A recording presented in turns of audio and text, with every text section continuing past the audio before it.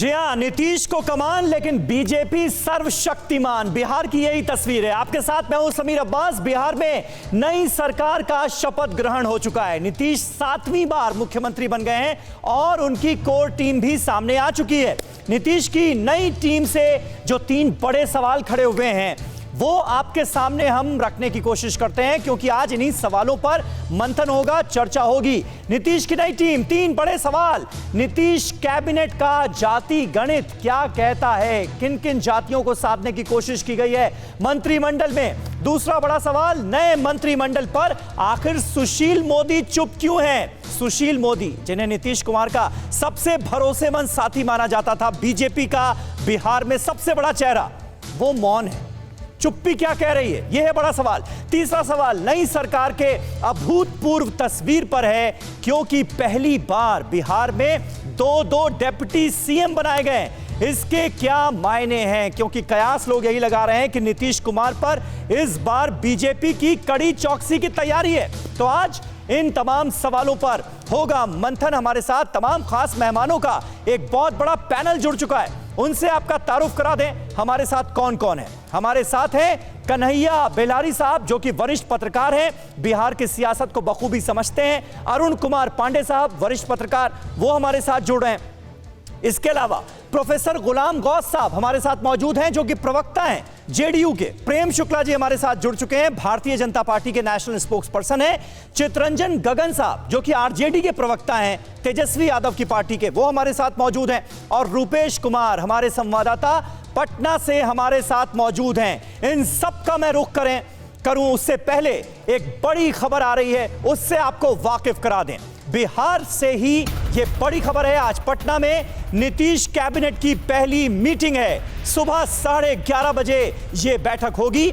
आज मंत्रालयों का बंटवारा भी हो सकता है। नीतीश की 7वीं पारी की ये पहली बैठक है। आज सुबह ठीक 11:30 बजे नीतीश सरकार की पहली कैबिनेट मीटिंग है। विधानसभा के विशेष सत्र पर इसमें मोहर लग सकती है। 23 नवंबर को शुरू हो सकता है सदन का विशेष सत्र, और ये जो स्पेशल सेशन है ये 1 हफ्ते का हो सकता है। सोर्सेस के हवाले से हमारे पास फिलहाल ये जानकारी आ रही है। तो सुबह 11:30 बजे, यानी अब से बस थोड़ी देर बाद ये अहम कैबिनेट मीटिंग होनी है। और अब बात उस फैसले की जिसने सबको चौंकाया, जिसकी चर्चा पूरे बिहार में हो रही है। सुशील मोदी को डिप्टी सीएम नहीं बनाया गया, और जब सुशील मोदी से इस बारे में सवाल पूछे गए तो उन्होंने चुप्पी साध ली, कुछ नहीं बोला। देखिए जरा। सुशील कुमार मोदी जी शपथ ग्रहण समारोह में शामिल हुए थे। मोदी जी, पहली बार है जब आप उप मुख्यमंत्री नहीं होंगे नीतीश कुमार के बगल में।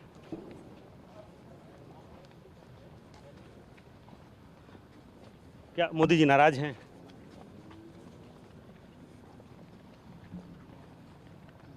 सर, मेरा सवाल है कि आप उप मुख्यमंत्री नहीं हैं, 2 चेहरे हैं जो अब नए चेहरे हैं जो उप मुख्यमंत्री बने हैं।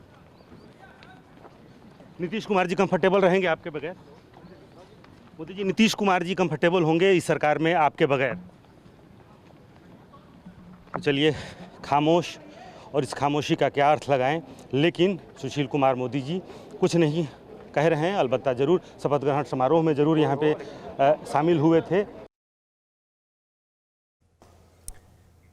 तो देखिए, ये आपने सुना। फिलहाल सुशील मोदी कुछ भी बोलने के लिए तैयार नहीं हैं। प्रेम शुक्ला साहब, सबसे पहले मुझे आपके पास आना पड़ेगा, भारतीय जनता पार्टी के स्पोक्स पर्सन। प्रेम शुक्ला साहब, क्यों ये हालत कर दी गई सुशील मोदी की? कल ही मैं आपसे जिक्र कर रहा था, आज देखिए उनके पास बोलने के लिए कुछ नहीं है। सवाल पूछे जा रहे हैं लेकिन जवाब नहीं दे रहे हैं, क्यों? देखिए, आदरणीय सुशील कुमार मोदी जी भारतीय जनता पार्टी के वरिष्ठ नेता हैं, धीर गंभीर व्यक्तित्व है, वाचाल अपीस के व्यक्ति नहीं है। ऐसे में जो है, जिस प्रश्न का उनको उत्तर देना होगा देंगे, जिस प्रश्न का उत्तर नहीं देना होगा उसको अवॉइड करेंगे। मुझे लगता है इससे जो है सुशील कुमार मोदी जी के व्यक्तित्व पर किसी प्रकार का कोई विपरीत परिणाम नहीं पड़ता। नहीं प्रेम शुक्ला जी, ये इंटरव्यू जो है ये साफ बता रहा है कि आप लोगों ने कितना अनकंफर्टेबल कर दिया उन्हें। ये बिल्कुल अनकंफर्टेबल नहीं है, ये आपका अपना निष्कर्ष है। वो अनकंफर्टेबल है, ये टीवी 9 भारतवर्ष का निष्कर्ष। अच्छा, तो आपका निष्कर्ष क्या है इस इंटरव्यू को देखने के बाद? आपका निष्कर्ष क्या है? आप तो पत्रकार भी रहे हैं, इसके बाद राजनीति में आए। धीर गंभीर व्यक्तित्व है, वाचाल व्यक्तित्व नहीं है वो। अच्छा, जिस प्रश्न का उनको उत्तर जब देना होगा तब देंगे वो। ठीक है। कन्हैया बेलारी साहब हमारे साथ मौजूद हैं। कन्हैया जी, ये बातचीत आपने सुनी होगी, हमारे जो संवाददाता हैं रुपेश कुमार वो पूछ रहे हैं बार बार, लेकिन नीतीश कुमार के रुख को लेकर और नई सरकार के गठन को लेकर, दो डिप्टी सीएम जिस तरह से बनाए गए हैं उसको लेकर, सुशील मोदी को हटाने को लेकर चुप्पी जो है वो क्या कह रही? मुझे लगता है कि उस चुप्पी में बहुत सारा चीज नहीं देखना चाहिए। चर्चा यही है कि उनको कहीं शिफ्ट किया जा रहा है, क्योंकि भाजपा जो यहाँ चाहती है करना, वो समझ रही होगी कि नीतीश ये सुशील कुमार मोदी के रहते हुए नहीं कर सकती है। आपको याद होगा 2012 जब पूरा यहाँ बीजेपी ये कह रही थी नरेंद्र मोदी को बनाने के लिए प्राइम मिनिस्टर, पूरा सब कुछ चल रहा था, उस समय जो है सुशील मोदी ने कहा था कि Nitish Kumar is also prime ministerial material. तो अब समझिए, आप बात समझिए, तो ये तो बहुत ज्यादा खटक रहे थे और ये जोड़ी जो है कटहर के लाशा की तरह सटा हुआ था। तो सही बात है, सही याद दिलाया इसको हटाना है। जब तक से इनको हटाएंगे नहीं, बीजेपी का फैलाव, बढ़ाव, मजबूती बिहार में नहीं होगी। तो वही किया और इनको सम्मान के साथ इसलिए बेचारे चुप्पी साधे हुए हैं। नहीं तो कहीं कल्याण सिंह और उमा भारती वाली स्थिति हो जाएगी, ज्यादा फड़फड़ाएंगे तो अब फिर वापस आना पड़ेगा। प्रेम शुक्ला जी, देखिए वही बात हो गई, नीतीश कुमार का दबदबा कम करना है, बीजेपी का दबदबा बढ़ाना है, इसलिए सुशील मोदी और नीतीश कुमार की जोड़ी को तोड़ना था, वही किया है आप लोगों ने। भारतीय जनता पार्टी किस कार्यकर्ता को, किस नेता को क्या दायित्व देगी, यह भारतीय जनता पार्टी के शीर्ष नेतृत्व को तय करना है। ऐसे में जो है निष्कर्ष निकालना पत्रकारिता का धर्म है। आप निष्कर्ष निकाल सकते हैं। अरे निष्कर्ष नहीं है ना, लोकतंत्र में लोगों की सोच की इंपॉर्टेंस है या नहीं है प्रेम शुक्ला जी? नहीं प्रेम शुक्ला जी, बिहार के लोगों की जो सोच है, अरे भाई सुन तो लीजिए, बिहार के लोगों की जो सोच है उसकी लोकतंत्र में कोई इंपॉर्टेंस है या नहीं है? भाई बीजेपी पर ज्यादा भरोसा किया ना बिहार की जनता ने, जेडीयू से नीतीश कुमार से नाराजगी थी इसलिए उनको कम सीटें दी गई, बीजेपी जो है वो 74 सीट पर पहुंच गई। आपका चेहरा थे बीजेपी के सुशील मोदी वहां पर, जिनको आपने डिप्टी सीएम बनाया नहीं। अब ये सवाल लोगों के मन में नहीं उठ रहा होगा? नहीं है, जो लोगों के मनों के सवालों को, लोगों की जनाकांक्षाओं को पूरा करने की दृष्टि पे ही एक महिला को और पिछड़े वर्ग के व्यक्तित्व को जनप्रतिनिधि दिया गया है। सामाजिक जो हमारा सरोकार है उससे पूरी तरह से ओतप्रोत निर्णय है। अच्छा, आप जिस तरह का आप देख रहे हैं जो कंपोजिशन है भारतीय जनता पार्टी की तरफ से, मंत्रिमंडल के प्रथम गठन में जो कंपोजिशन है, हम किस तरह से बिहार की जनाकांक्षा की पूर्ति के लिए सामाजिक सरोकार, भाई यही तो लोग जानना चाहते हैं कि इस कंपोजिशन में सुशील मोदी आखिर क्यों नहीं फिट बैठ रहे थे। रुपेश कुमार हमारे संवाददाता हमारे साथ मौजूद है, उनसे फर्स्ट हैंड इंफॉर्मेशन ले लेते हैं।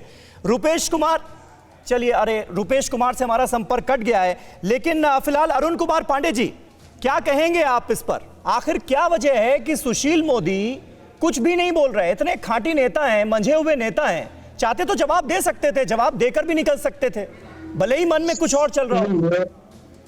नहीं, आपने ठीक ही कहा। सुशील मोदी के बारे में जो आपने बात कही, सीनियर लीडर है, गंभीर नेता है। ऐसे क्षण में हर कोई व्यक्ति के साथ जो स्थिति होती है वो यही होती है। जो अभी सुशील मोदी को चुप ही रहना उनके लिए श्रेयस्कर है। क्या बोलेंगे? अब बिहार में सुशील मोदी पिछले, जब से उनका इमरजेंस हुआ तब से सुशील मोदी के नीचे कोई था नहीं, कोई दूसरी लाइन ही नहीं गई। आज जो उनकी जगह 2 डिप्टी सीएम बनाने पर है, एक पिछड़ा और एक अति पिछड़ा समाज से एक महिला, और एक अभी सोशल इंजीनियरिंग के साथ साथ नए चेहरे पर भाजपा दाव खेल रही है। और सुशील मोदी को तो इसलिए भी कि जो हटाना पूरी मांग हो गई थी, उनका नीतीश प्रेम जो था वो कहीं ना कहीं भाजपा के लोगों को शुरू से ही नागवार लग रहा था। आपको याद होगा, याद कीजिए 12 मार्च 2013 का वो दिन जब नरेंद्र मोदी को प्राइम मिनिस्टर के कहीं अभियान समिति का अध्यक्ष नेता बनाया गया, सुशील मोदी आडवाणी के पक्ष में खड़े दिखे थे। बाद में कन्हैया बेलारी जी ठीक ही कह रहे थे, वो तो नीतीश कुमार को पीएम मटेरियल बता रहे थे। और जब संबंध गुजरा तो मैंने ही पूछा था सुशील जी से कि भाई आप भी आज भी आप नीतीश कुमार को पीएम मटेरियल कहेंगे क्या? हाँ, तो घटना ये आप ये जानिए कि भाजपा का जो रैंक एंड फाइल था और इनके नीतीश प्रेम के कारण जैसे लगता था कि भाजपा को उन्होंने नीतीश के गोद में बैठा दिया है। तो ये जो हटाया गया है, ये आप कहिए कि पार्टी के हित में भी लोग महसूस कर रहे हैं और ये डिमांड था। और अब नए चेहरे का खेल हुआ है। सीनियर लीडर को न सिर्फ सुशील मोदी, ठीक बात। प्रेम कुमार भी जो चीफ मिनिस्टर कैंडिडेट थे, खुद डिप्टी सीएम का भी कैंडिडेट बन चुके थे, घोषणा कर दी थी उन्होंने, फिर वो दावा वापस लिया। ठीक बात। इसलिए ठीक है अरुण जी बने रहे हमारे साथ। देखिए, जिनका इंतजार था वो आ गए हैं, रूपेश कुमार, जिन्होंने सुशील मोदी से बात की। ये कहना थोड़ा मुश्किल होगा मेरे लिए, बात करने की कोशिश की, ये कहना ठीक होगा। रूपेश कुमार, क्या वजह नजर आई आपको इस चुप्पी की? कुछ तो बोल सकते थे भाई सुशील मोदी। कि देखिए, बिल्कुल सिर्फ सवाल ही सवाल थे, जवाब नदारद था। हाँ। या यूं कहें कि किसी सवाल का जवाब देना नहीं चाहते थे सुशील कुमार मोदी।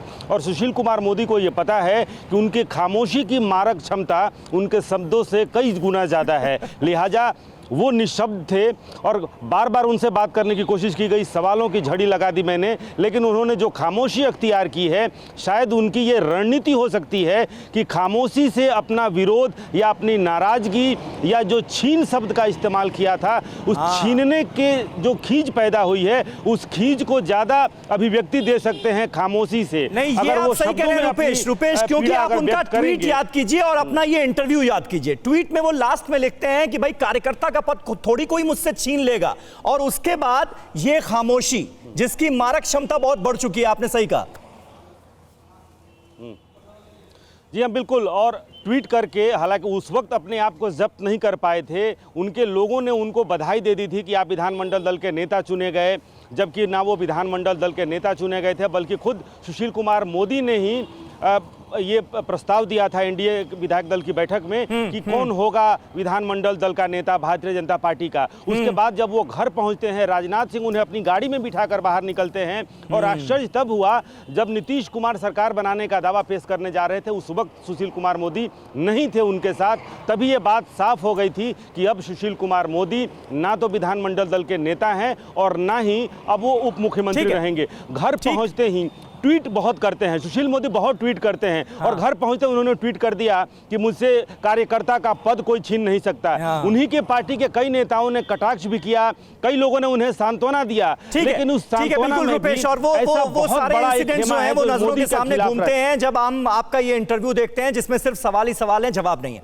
अब आपको उन चेहरों से मिलवाते हैं जिन्होंने सुशील मोदी को रिप्लेस किया है। पहला नाम है तारकिशोर प्रसाद का, जिन्हें डिप्टी सीएम बनाया गया है। इनके बारे में जो जानकारियां हैं वो आपको दे देते हैं। तारकिशोर प्रसाद, पहला तो ये कि उनकी उम्र जो है वो 64 साल है, वैश्य समुदाय से ये ताल्लुक रखते हैं, कटिहार विधानसभा सीट से बीजेपी के विधायक हैं। 2005 से कटिहार विधानसभा सीट से लगातार जीते हैं तारकिशोर प्रसाद। सुशील मोदी के करीबी नेताओं में इनकी गिनती होती है। एबीवीपी में कई दायित्वों को निभा चुके हैं, बहुत पुराना नाता रहा है। हलफनामे में पेशा कृषि और व्यापार बताया इन्होंने। चुनावी हलफनामे में शिक्षा इंटरमीडिएट पास है। कुल घोषित संपत्ति जो है वो 1.9 करोड़ रुपए की है। तो ये जानकारी हमने आपको तारकिशोर प्रसाद के बारे में दी, जो कि अब डिप्टी सीएम है बिहार के। दूसरी डिप्टी सीएम है रेणु देवी, और ये बिहार में पहली महिला डिप्टी सीएम है। 61 साल इनकी उम्र है। बचपन से ही राष्ट्रीय स्वयंसेवक संघ से जुड़ी रही। अति पिछड़ा वर्ग के तहत नोनिया समुदाय से ये ताल्लुक रखती हैं। 1988 में बीजेपी की दुर्गा वाहिनी जो थी उसकी ये जिला संयोजक भी थी। 1989 में बीजेपी महिला मोर्चा की चंपारण इलाके की अध्यक्ष चुनी गई। बेतिया सीट से 4 बार विधायक चुनी गई। 2007 में बिहार सरकार में कला एवं संस्कृति मंत्रालय की जिम्मेदारी संभाल चुकी हैं। चंपारण और उत्तरी बिहार में महिलाओं के लिए इन्होंने खासा काम किया है। 2014 में बीजेपी के राष्ट्रीय उपाध्यक्ष की भी इन्हें जिम्मेदारी मिली थी। और हमारे साथ प्रोफेसर गुलाम गौस साहब मौजूद हैं। गुलाम गौस साहब, क्या आप ये बात मान रहे हैं कि भले ही नीतीश कुमार 7वीं बार मुख्यमंत्री बन गए हैं, लेकिन इस बार चुनौती बहुत बड़ी है? जेडीयू छोटे भाई की भूमिका में है, बीजेपी बड़े भाई की भूमिका में है, और जो कुछ हो रहा है वो जाहिर है आप लोगों को भी नजर आ रहा होगा। चुनौती हमेशा रहती है, जब कभी भी उसके समक्ष बहुत सारी समस्याएं होती हैं, बहुत सारी परिस्थिति होती है। इसलिए ये कहना मैं समझता हूँ उचित नहीं होगा कि भाई इस बार बहुत बड़ी चुनौती है। चुनौती हमेशा रहती है और अभी भी चुनौती है। सरकार को चलाना, लोगों का काम करना, और रही बात छोटे भाई बड़े भाई की, ऐसी कोई बात नहीं। गुलाम गौस साहब, अभी आपसे थोड़ा और सवाल करने थे, लेकिन आपका वीडियो हो गया पॉज और आपकी आवाज आना हो गई है बंद, तो हम आपसे दोबारा बात करेंगे। ये संपर्क जो ये बीच में टूट गया है, लेकिन जो जातिगत गणित है जिसका हम जिक्र कर रहे हैं कि भाई ये तो हर कोई मानता है। बिहार के में जब चुनाव चल रहे थे, वोटिंग चल रही थी, तब भी हम अपने रिपोर्टर से, एक्सपर्ट से जब बात करते थे तो हर कोई यही कहता है कि देखिए बिहार से जाति जो है उसे हटाना, दूर करना, चुनावों में उसकी अहमियत को खत्म करना ये नामुमकिन है। जाति है कि जाति नहीं। तो आखिर ये मंत्रिमंडल जो है इसमें जाति के कौन से गणित साधने की कोशिश की गई है?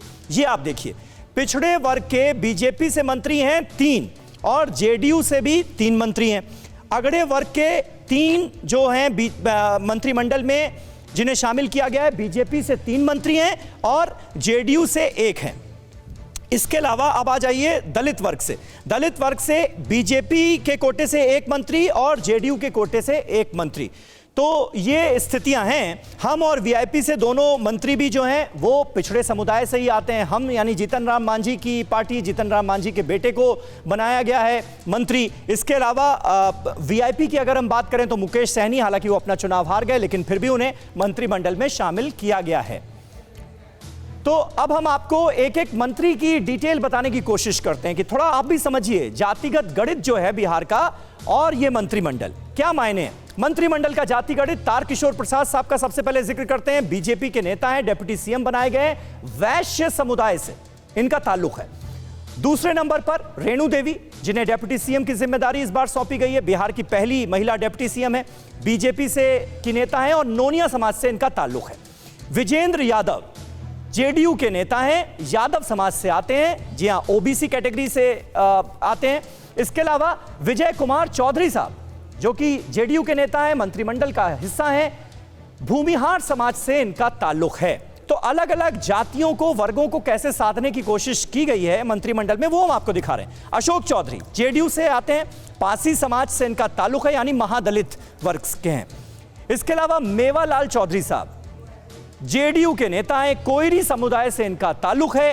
पिछली सरकार में भ्रष्टाचार के भी आरोप लगे थे, लेकिन दोबारा मंत्रिमंडल में शामिल किए गए।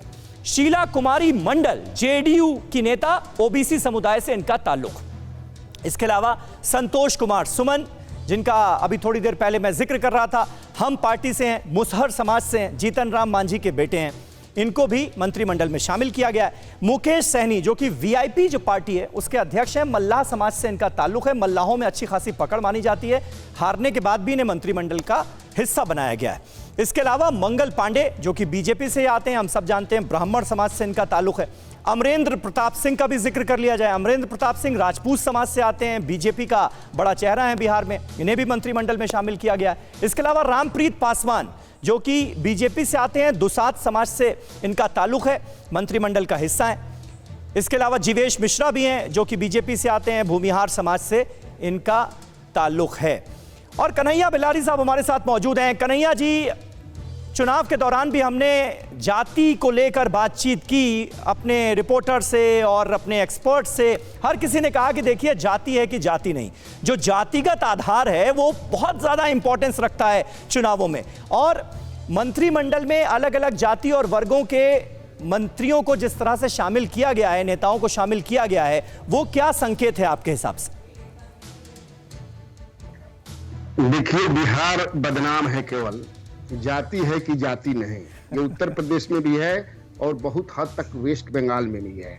आपने तारकिशोर प्रसाद का जो नाम लिया जी, तो वो वैश्य समाज से, वैश्य समाज में भी छोटी छोटी जातियां होती हैं। राजपूत में भी कई गो कुरी होता है, कुरी समझते हैं, कुरी होता है, छोटा छोटा उपजाति होती है, तो कलवार हैं। तो उनको इसलिए बनाया गया है कि कलवार वो बॉर्डरिंग इलाके के हैं, कटिहार के हैं, सीमांचल में कलवार बहुत हैं। अब वही नहीं है, वेस्ट बंगाल का जो सटा हुआ जो चुनाव होने वाला है अगला, हाँ। तो इसलिए जो है ये दिमाग में रख करके कलवार जाति के लोग उधर बहुत हैं, तो ये भी है, ये भी समझिए। और दूसरा बात, जो रेणु देवी को बनाया गया है, रेणु देवी बंगालियों से बढ़िया बांग्ला बोलती हैं। अच्छा, जान लीजिए उनका। हाँ। अरे ये तो बड़ी इंपॉर्टेंट बात बता रहे हैं आप। और क्या, अभी हम और इम्पोर्टेंट बात बताएंगे आपको, अभी तो बने रहने दीजिए हमको। जी जी। तो ये साधने के उत्तम चुनाव ना है वहां पे। हाँ। और जात को आप जात ही खाना, जात ही पीना, जात ही सोचना, जात ही उठना, जात ही बैठना सब होता है या सब करते हैं, तो ये लोग क्यों नहीं करेंगे? करना ही है, ताकि आप जो समाज में आप अपना फैलाव करना है, मजबूती लानी है, तो आप जात को कैसे इग्नोर कर देंगे? इसीलिए भाजपा ने बहुत सोच समझ करके खेला किया है। अब भाजपा जो है नीतीश कुमार को खिलाएगी और नीतीश कुमार खेलेंगे। अभी तक नीतीश कुमार खेल रहे थे, भाजपा खेल रही थी। हाँ बिल्कुल। प्रेम शुक्ला साहब, देखिए बहुत ही शुद्ध देसी अंदाज में सारी बातें क्लियर करके रख दी कन्हैया जी ने। मतलब सालों भर जाति से ऊपर उठने की बात करो, लेकिन जब चुनाव आए तो जाति बहुत इंपॉर्टेंट हो जाती है। मंत्रिमंडल का गठन हो तो जातिगत समीकरणों को साधने की कोशिश होती है। तो बदलेगा ऐसे कैसे समाज? देखिए, सारे समाज को सम्यक प्रतिनिधित्व देना यह भी राजनीतिक सत्ता का समीकरण है।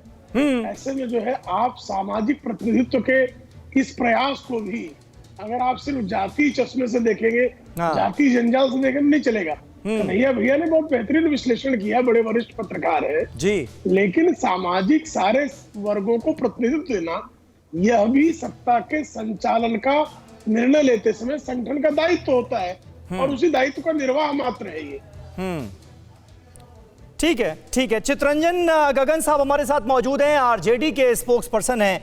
चितरंजन जी, मंत्रिमंडल का गठन हो चुका है, आप लोग शपथ ग्रहण समारोह में शामिल नहीं हुए, ऑपोजिशन बायकॉट कर रहा है। भाई सरकार नहीं बना पाए तो विपक्ष की भूमिका तो निभाएंगे ना? नहीं, देखिए, जब सरकार जनादेश द्वारा बनती है तब उसमें विपक्ष का हो या जो हो उसमें भूमिका का महत्व आता है। जब सरकार ही जनादेश के खिलाफ बना है, जिस सरकार को जनादेश प्राप्त नहीं है, कैसे और जो कैसे जनादेश के खिलाफ सरकार है? एनडीए गठबंधन को बहुमत नहीं मिला क्या? बहुमत जो है सो जनादेश का बहुमत नहीं है, या तो शासनादेश का बहुमत है। लगभग 20 ऐसे सीट हैं जहां पर कि शासनादेश के द्वारा विजयी बताया गया है। तो ऐसी स्थिति में जिस सरकार को कैसे आरोप लगा रहे हैं आप? ये मतलब अगर इन आरोपों में दम है तो फिर आपको तो रात में ही अदालत का दरवाजा खटखटा देना चाहिए था। क्यों नहीं गए आप लोग अदालत? नहीं, जो प्रक्रिया उस प्रक्रिया में तो जाएंगे ही। हाँ, जो प्रक्रिया, कब जाएंगे? प्रक्रिया में जी जाएंगे, निश्चित रूप से जाएंगे। जो प्रक्रिया है उस प्रक्रिया में जाएंगे। नहीं जा रहे ना, असल बात तो ये है कि नहीं जा रहे, यानी आरोपों में दम नहीं है। फिर बिहार की जनता और हर कोई यही मानेगा ना। आप टीवी डिबेट्स में बैठकर आरोप लगाते हैं कि जनादेश के खिलाफ सरकार बन गई, कौन यकीन करेगा आपका? जनता जानती है, समीर साहब, बिहार की जनता जानती है। और आप भी बिहार में अगर घूमे होंगे चुनाव के समय में तो आप भी महसूस किए होंगे कि बिहार में क्या माहौल था, जनता यहाँ बदलाव चाह रही थी और किस रूप में जो है। चितरंजन जी, जनता बदलाव चाह रही थी, ये हम और आप बैठकर तो तय नहीं करेंगे, ये तो वोटर ही तय करेगा। और अभी जो रिजल्ट्स हैं वो गठबंधन के फेवर में है। गठबंधन की सरकार बन चुकी है एनडीए की। अब आप लोग कह रहे हैं जनादेश के खिलाफ है। समीर साहब, वोटर तो तय कर दिया, लेकिन वोटर का चलता कहाँ है? ये लोग जनादेश को मानने वाले थोड़े हैं। ये लोग जो है सो जनादेश को मानने वाले हैं ना, लोकतंत्र में इन लोग की आस्था है। हम लोग की पिछली सरकार जो थी, नीतीश जी जो बनाए थे, जनादेश का भाजपा के साथ मिला था इनको। नहीं तो बायकॉट किस किस चीज का करेंगे फिर आप ये बताइए? जब जनता का समर्थन इनको नहीं है तो फिर उस सरकार के साथ खड़ा होने का कोई सवाल नहीं है। अरे सरकार के साथ कौन खड़ा होता है? सरकार के साथ खड़ा होता है विपक्ष। क्या सरकार के ऑपोजिशन के लिए हैं आप ना? विपक्ष की जिम्मेदारी दी गई ना आपको, वो जिम्मेदारी निभाएंगे या उसका भी बॉयकॉट कर देंगे? जहां हमारी भूमिका है वहां हम निर्वहन करेंगे। अभी जो वादा इन लोगों ने किया है, अभी 19 लाख नौजवानों को रोजगार देने का, उसके बाद जो है तो जो संविदा पर कर्मी है उनको मानदेय बढ़ाने का उनको समान काम समान। ठीक है, प्रेम शुक्ला साहब इसका एक जवाब दे दीजिए। बहुत सारे आरोप लगाए जा रहे हैं, चितरंजन गगन जी जो हैं वो आरोप लगा रहे हैं, शासनादेश की सरकार बता रहे हैं, जनादेश की नहीं। देखिए समीर भाई, निराधार आरोपों का कोई उत्तर हो नहीं सकता। भारत के निर्वाचन आयोग की निष्पक्षता को वैश्विक मान्यता है। भारत के निर्वाचन आयोग की ये निष्पक्षता भारतीय संवैधानिक संस्थानों पर प्रहार करना, यही विपक्ष का जो है शगल बन गया है। तब ऐसे निराधार आरोपों का उत्तर देकर मैं समय जाया नहीं करूंगा। जहां तक बात है कि विपक्ष का, इनको जो जनता ने दायित्व दिया है एक विपक्षी के रूप में, उनको अपनी भूमिका का निर्वाह करना चाहिए। सत्ताधारी जो दल है उससे लगातार प्रश्न पूछने चाहिए, जनता के हितों की बात करनी चाहिए। वो छोड़कर ये पराजय के दंश को झेल नहीं पा रहे हैं, ये मूर्छित अवस्था में है। अच्छा, अरुण कुमार पांडे जी, इन आरोपों को लेकर आप कैसे से एनालाइज करेंगे? क्योंकि देखिए आरजेडी की तरफ से लगातार जब से नतीजे आए हैं, मैं ये साफ तौर पर कह सकता हूं कि ऐसा लग रहा है हार को एक्सेप्ट नहीं किया गया है। अभी आधिकारिक तौर पर कोई मानने के लिए तैयार नहीं है कि महागठबंधन हार गया है। ऐसा जो है वो क्यों नजर आ रहा है? और दूसरी बात, इन आरोपों का आधार जो है वो क्या वाजिब नजर आता है आपको? नहीं, इस तरह के ये आरोप ही सिर्फ कहा जाएगा। ये जनादेश है और इसका सम्मान किया जाना चाहिए। विपक्ष संख्या बल में पिछड़ गया है। हाँ। लोकतंत्र वोट की नीति होती है, वहां संख्या बल का खेल होता है। 122 का जो बिहार असेंबली में 243 की हाउस है, 122 के बहुमत का जादुई आंकड़ा प्राप्त करना ये लक्ष्य होता है। तो संख्या बल में विपक्ष हार गया है, इसको स्वीकार करना चाहिए। और जहां तक शासनादेश की बात कर रहे हैं, 4, 5, 6 ऐसी सीटें थी, विपक्ष भी जीता है कम मार्जिन से। अब वो रही बात की 7, 8 सीटें ऐसी हैं जहां की राजग जीता है, कम मार्जिन वाले सीटें हैं। अब उसको शासनादेश से कोई जनादेश प्राप्त करने की बात, तो ये विपक्ष का आरोप ही कहेंगे। ये जनादेश का अपमान हम मानते हैं इसको संख्या बल में। और ये इससे एक अलग की बात हम लोगों को सोचनी चाहिए कि सत्तारूढ़ राजग तो 4 दलों का गठबंधन है और ये मात्र 3 वोट के मार्जिन से ये बहुमत प्राप्त हुआ है। आगे वाली जो चुनौती होगी, ठीक है, ठीक है, बिल्कुल वाजिब बात आप कर रहे हैं अरुण जी, और उम्मीद की जानी चाहिए कि आरजेडी के समझ में आएगा। लेकिन अब जो तस्वीर हम आपको दिखाने जा रहे हैं, अपने दर्शकों को बता दूं, बहुत ही दिलचस्प तस्वीर है। शपथ ग्रहण के दौरान नीतीश कुमार के जेस्चर पर सवाल उठने लाजमी हैं। इस तस्वीर को देखने के बाद बिहार के 2 नए डिप्टी सीएम की शपथ के बाद नीतीश कुमार का ठंडा रवैया दिखा, लेकिन जेडीयू के मंत्रियों का स्वागत उन्होंने बड़ी गर्मजोशी के साथ किया। ये देखिए 3 तस्वीरें इस वक्त आपके सामने। एक तरफ आपको नजर आएगा जब जेडीयू के कोटे से मंत्री शपथ ले रहे थे और नीतीश कुमार के पास आ रहे थे, तो नीतीश कुमार अपनी सीट से खड़े होते हैं, बहुत ही अच्छे तरीके से अभिवादन स्वीकार करते हैं खड़े होकर। लेकिन जब बीजेपी के कोटे से 2 डिप्टी सीएम बने, तारकिशोर प्रसाद और रेणु देवी, तो नीतीश कुमार का जो जेस्चर था वो बड़ा ठंडा नजर आया। अपनी सीट से वो उठते भी नहीं हैं, हाथ से इशारा कर देते हैं कि आइए बैठ जाइए। अब प्रेम शुक्ला साहब, ये जो जेस्चर है ये तो साफ जाहिर कर रहा है ना कि भाई अंदर ही अंदर बहुत कुछ चल रहा है जो जाहिर नहीं किया जा रहा है। और आरजेडी के मनोज झा की बात इन तस्वीरों को देखने के बाद मुझे याद आ जाती है। वो ये कहते हैं कि देखिए मैंडेट मैनेजमेंट तो आपने कर लिया, लेकिन एंगर मैनेजमेंट नहीं कर पाएंगे। देखिए, शारीरिक लक्षणों के आधार पर छिद्रान्वेषण करने के सुअवसर तलाशने वाली पत्रकारिता को भी प्रणाम करता हूं। प्रेम शुक्ला साहब, इस भोलेपन पर तो हर कोई कुर्बान हो जाएगा आज आपके। जी, आज ये जो प्रेम नजर आ रहा है नीतीश कुमार के लिए आपका, ये अद्भुत है। मतलब कुछ भी दिखा दो, कुछ भी सुना दो, सब माफ करने के लिए तैयार हैं आप। देखिए, वो हमारे बिहार में हमारे नेता हैं, मुख्यमंत्री हैं, बहुत वरिष्ठ नेता हैं। हाँ। उनके प्रति जो है आदर का भाव होना ही चाहिए। ठीक है, तो कुछ नहीं बोलेंगे आप इस पर? मतलब कल वाला अपना सेंटेंस आप रिपीट करेंगे कि राजनीतिक कार्यकर्ताओं की मजबूरी होती है, उसमें इतना ही बोल सकते हैं, एटसेट्रा एटसेट्रा। प्रेम शुक्ला जी, मतलब ये ठंडा इतना जेस्चर क्यों नजर आ रहा है? ये तो बताइए कि मतलब जेडीयू के कोटे के मंत्री आते हैं तो उठकर वो अभिवादन करते हैं, और बीजेपी के कोटे से 2 डिप्टी सीएम बन रहे हैं तो उनको हाथ का इशारा कर दिया जा रहा है, आइए भाई बैठ जाइए। देखिए, दोनों डिप्टी सीएम उनके बगल में विराजमान होने वाले हैं, और उनके जो मंत्री हैं जेडीयू के बेचारे पीछे दूसरी जगह जाकर वो तो विराजमान कर दिए हैं आपने बगल में 2 डिप्टी सीएम चौकसी के लिए। जो है इस जेस्चर का कोई, मुझे लगता है उसमें छिद्रान्वेषण की कोई आवश्यकता नहीं है। चलिए ठीक है, आगे बढ़ते हैं। बिहार में हार पर कांग्रेस में मंथन है। आज शाम 5 बजे कांग्रेस स्पेशल कमेटी की मीटिंग होगी। हार के बाद कांग्रेस नेताओं ने सवाल उठाए हैं पार्टी नेतृत्व को लेकर, बदलाव को लेकर। इससे पहले भी आवाजें उठती रही हैं और आपको याद होगा जिन कपिल सिब्बल ने आवाज बुलंद की है कल, वो 22 नेताओं के साथ मिलकर बाकायदा चिट्ठी लिख चुके हैं आलाकमान को। लेकिन उसके बावजूद भी क्या हुआ, वही ढाक के 3 पार। किसी ने मिलने तक के लिए नहीं बुलाया, कोई चर्चा नहीं हुई, कोई बातचीत नहीं हुई। इसलिए अब कपिल सिब्बल को यह कहना पड़ रहा है कि भाई आत्ममंथन करने के लिए तैयार नहीं है कांग्रेस पार्टी। और अब बिहार में हार पर कांग्रेस पार्टी करने जा रही है मंथन। कांग्रेस स्पेशल कमेटी की आज मीटिंग है। कन्हैया जी, क्या उम्मीद लग रही है? आत्ममंथन होगा, चिंतन होगा, कुछ निकलेगा क्या? जब ये इस पर मैं बोलूंगा, थोड़ा सा वो नीतीश कुमार ठंडा हैं, उस पर थोड़ा सा बता देते हैं। हाँ, बोलिए बोलिए। भाजपा ने दृश्य और अदृश्य शक्तियों से नीतीश कुमार को इतना घायल कर दिया है, इतना घायल कर दिया है, तो ठंडा नहीं होंगे तो गर्म रहेंगे। अब वो भी सोच रहे होंगे। आपको नहीं लगता एक तरफ चिराग पासवान को उन्होंने बड़ा सलीके से खड़ा करा दिया कि तुम बाहर से इनको काटो, हम भीतर से इनको छांट रहे हैं। तो काट छांट तो हो गया, तो काट छांट हो गया तो ठंडा न रहेंगे। अब शांत हैं बेचारे। अब समय आने पर जो है, अगर ऊंट मैंने बहुत सारा परेशान कीजिएगा तो पगा हुआ तुड़ा करके भाग भी सकते हैं। कई बार भाग चुके हैं तो फिर भी भाग जाएंगे। अब कांग्रेस पर मैं बता रहा हूं, कांग्रेस जो है वह बिहार में राजद की पूंछ है।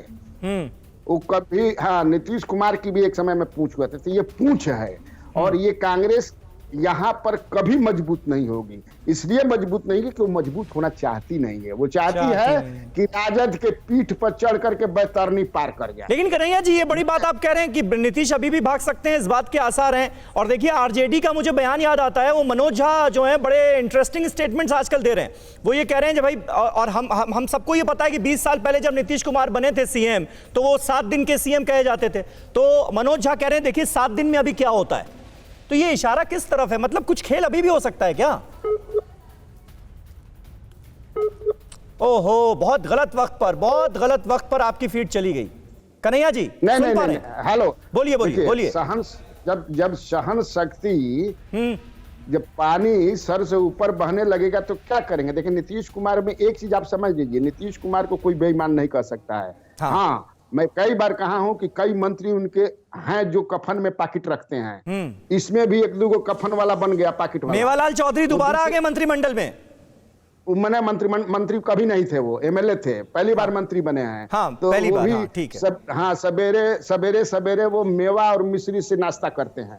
उनकी बात छोड़ दीजिए। नीतीश कुमार को इस मामले में आप मैंने बहादुरी है कि विपक्ष भी अटैक कर रहा था, भाजपा भी अंदर से अटैक कर रही थी, चिराग पासवान भी। उस स्थिति में भी वह मुख्यमंत्री बन गए, लड़ते रहे और बन गए। ये कम मत समझिए, बहुत बड़ी बात है इस पूरे चुनाव में। नहीं, और मेवालाल चौधरी का मैंने इसलिए जिक्र किया कन्हैया जी, क्योंकि भाई उनके ऊपर भ्रष्टाचार के आरोप लगे थे और बाकायदा जेडीयू से वो सस्पेंड किए गए, अब मंत्रिमंडल का चेहरा है।